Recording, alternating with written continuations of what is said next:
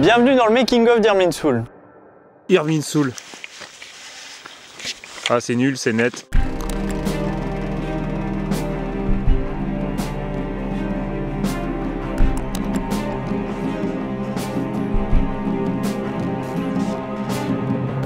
Nous voulions créer une histoire autour d'un arbre qui permette de s'évader dans un univers mystique et immersif.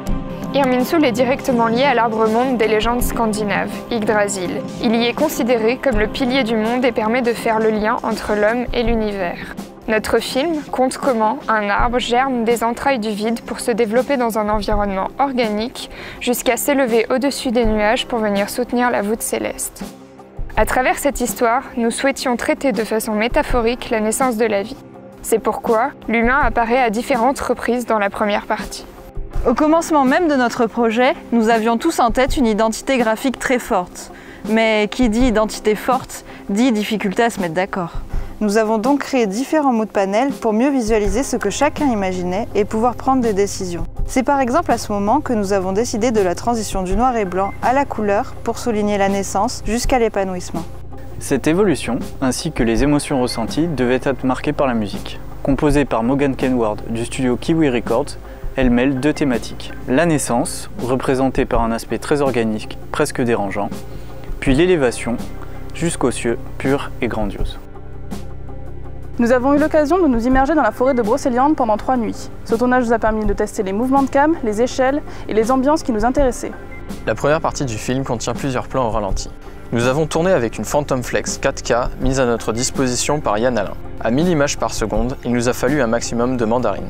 Disposant de la Phantom dans un temps limité, nous avons prévu chaque set d'effets pour tourner efficacement. En ce qui concerne la CG, c'est simple. Aucun asset ne pouvait être réutilisé, nous devions les créer au plan par plan, car chaque scène est unique. Toutes les modélisations ont donc été sculptées directement dans l'angle de vue voulu et en fonction du mouvement de caméra de chaque scène. Seuls quelques assets ont été réutilisés dans plusieurs plans, ainsi que les textures qui ont pu être réarrangées en fonction de nos volontés.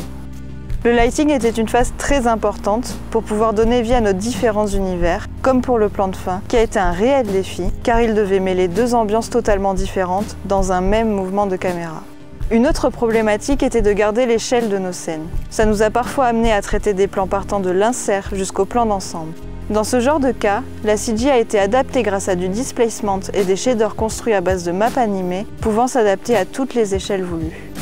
La modélisation, displacement et shading de la banquise ont été réalisés procéduralement grâce à des fractales. Cela m'a permis de travailler rapidement et efficacement. Par la suite, j'ai pu y ajouter les dynamiques et faire interagir la banquise avec la racine. Pour le plan de la pousse au fond de l'eau, une couche de fluide disparaissant dans la profondeur permet de faire perdre l'échelle au spectateur. La simulation de la pousse a été traitée afin d'obtenir un comportement très étrange et organique. Les nuages sont très présents dans Irminsul. Il y en a plus de 400 répartis sur 5 plans. Les environnements nuageux sur autant de plans m'ont fait opter pour créer un asset sous Houdini permettant de générer rapidement une multitude de nuages. Le shader reproduit une version esthétisée des effets de dispersion, aidant à maintenir une même esthétique sur tous les plans. Quand on fait des FX, parfois on doit faire une explosion, facile à imaginer. Et parfois, on doit faire une voûte céleste. Pour rendre concret et visuel une chose aussi abstraite, je suis passée par un grand nombre de tests artistiques pour trouver l'aspect esthétique qui nous convenait à tous. Comme pour la cristallisation des branches, le mix de plusieurs techniques et de plusieurs logiciels m'a permis de donner de l'épaisseur et un côté tangible aux différentes couches de la branche afin que l'ensemble des plans ait une échelle cohérente. Le plan de la grotte avait pour but de montrer l'origine de la vie. Nous voulions un environnement organique pour enrober l'image d'une atmosphère viscérale. L'élément central, proche du cœur humain, incarne la naissance de notre arbre. Il devait avoir la rigidité du bois tout en ayant la souplesse d'un cœur qui bat. Pour le plan de la banquise, l'environnement a été créé sur 180 degrés avec un maximum de détails afin de minimiser l'ampleur du décor pour augmenter celle de l'arbre. Le plan du visage a été conçu à partir d'un concept, en suivant le pipeline CG de Copses, puis rendu et composité afin de recréer une ambiance sous-marine. Pour ma part, j'ai participé au compositing de plusieurs plans. Ce qui a vraiment été intéressant pour moi, c'était de gérer les différentes esthétiques entre les plans. Passer du noir et blanc au plan en couleur était vraiment un challenge pour moi. Il fallait vraiment que je joue sur les contrastes, la profondeur et le lighting pour la partie en noir et blanc. Les plans en couleur, eux, ont vraiment nécessité un travail de color grading qui devait respecter la logique et la plastique du deuxième univers. Ce qui m'a plu sur ce projet, c'est la palette de techniques que j'ai pu utiliser allant du sculpte sur réelle capture au matte painting. Nous sommes allés bien loin, autant géographiquement que dans notre imaginaire pour créer Irminsul. Nous espérons que vous avez apprécié le voyage.